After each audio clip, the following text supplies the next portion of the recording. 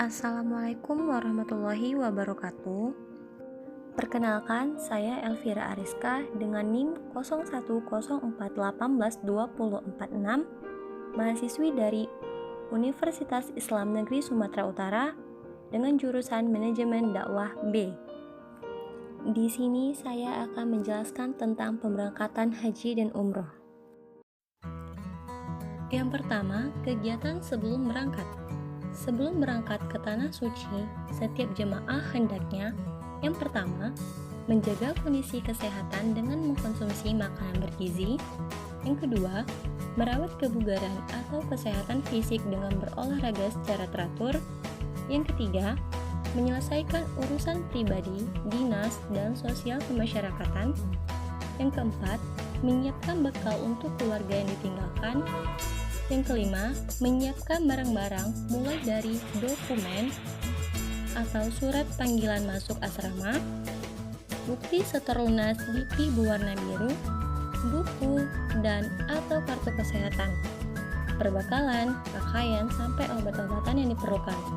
Lalu yang terakhir, melaksanakan sholat sunat safar 2 rakaat dan berdoa untuk keselamatan diri dan keluarga yang ditinggalkan. Selanjutnya yang kedua yaitu selama perjalanan dari rumah hingga ke asrama haji embarkasi. Sebelum berangkat dari rumah menuju asrama haji embarkasi, setiap jamaah hendaknya yang pertama mengikuti arahan yang tertulis dalam surat panggilan dari Kementerian Agama Kabupaten atau Kota saat berangkat ke asrama haji. Yang kedua, memperbanyak zikir dan doa. Yang ketiga, membaca talbiyah untuk memantapkan diri berangkat haji tanpa disertai niat ihram semata-mata sebagai zikir dan syiar. Lalu yang terakhir, menjamak dan mengqashar sholat karena selama dalam perjalanan sudah berlaku hukum sholat untuk musafir. Lalu yang ketiga, di asrama haji embarkasi. Saat datang di asrama haji embarkasi, setiap jamaah diwajibkan yang pertama, mengikuti upacara penerimaan dan serah terima jamaah dari panitia kabupaten atau kota kepada PPIH embarkasi. Yang kedua, mengikuti pemeriksaan kesehatan tahap akhir. Yang ketiga, menempati akomodasi yang telah disediakan dan hanya menerima konsumsi yang disediakan panitia penyelenggaraan haji selama di asrama haji. Selama tinggal di asrama haji embarkasi, setiap jamaah diwajibkan yang pertama, menempati kamar yang telah disediakan. Yang kedua, mengonsumsi catering yang telah disediakan oleh PPIH embarkasi. Yang ketiga, mengikuti pendalaman manasik haji. Yang keempat, menerima paspor, visa, gelang identitas, dan living cost atau biaya hidup selama di Arab Saudi, yaitu sebesar 1.500 rial Saudi.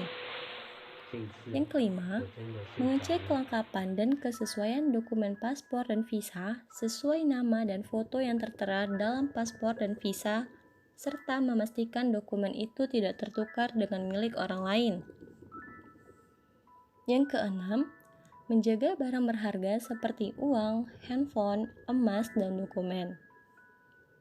Yang ketujuh, menjaga ketertiban dan kebersihan diri dari lingkungan.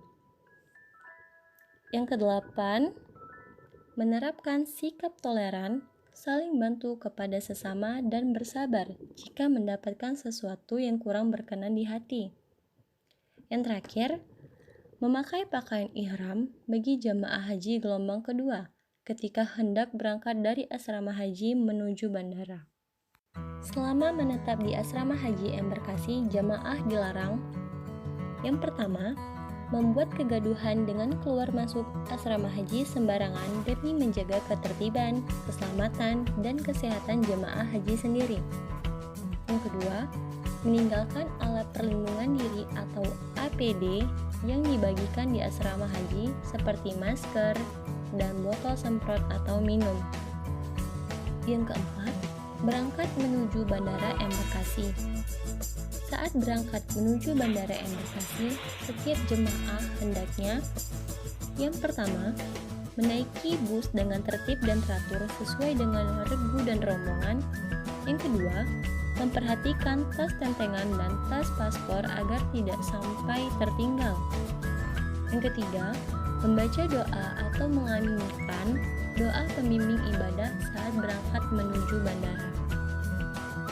Setiap jamaah haji dilarang. Yang pertama, membawa majalah atau rekaman porno, tulisan-tulisan yang bersifat provokatif, narkoba, rokok lebih dari 200 batang, dan jamu yang berlebihan. Lalu yang kedua, menerima titipan barang dari siapapun karena dikhawatirkan barang itu bersifat terlarang seperti narkoba, dokumen yang bersifat melawan negara, dan lain-lain yang membahayakan jamaah haji. Yang kelima, di bandara embarkasi. Selama di bandara embarkasi, setiap jemaah hendaknya yang pertama, turun dari bus dengan tertib dan teratur.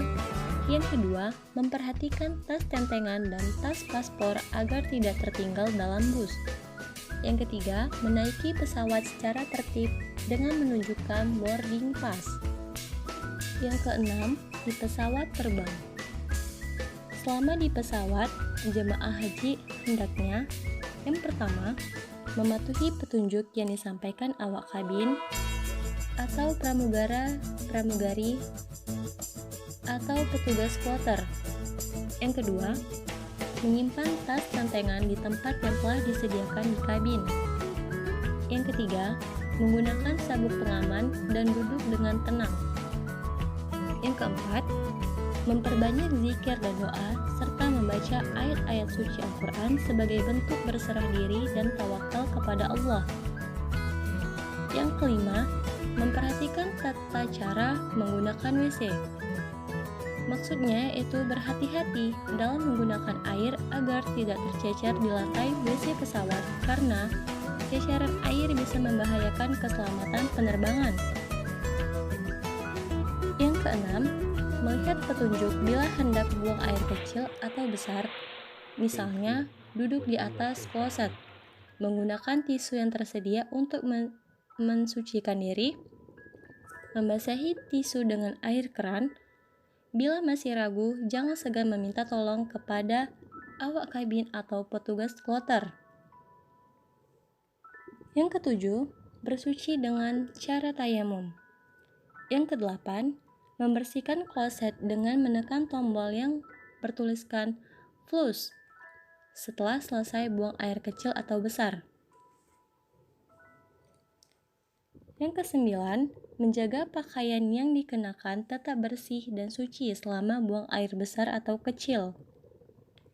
Yang kesepuluh, memperhatikan ceramah pembimbing dan penonton film manasik haji yang dipertunjukkan selama dalam penerbangan.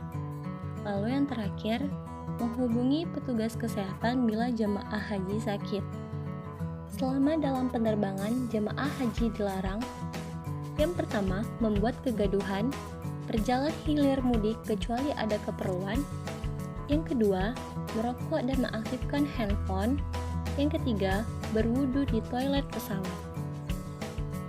Adapun yang ketujuh, sholat di perjalanan.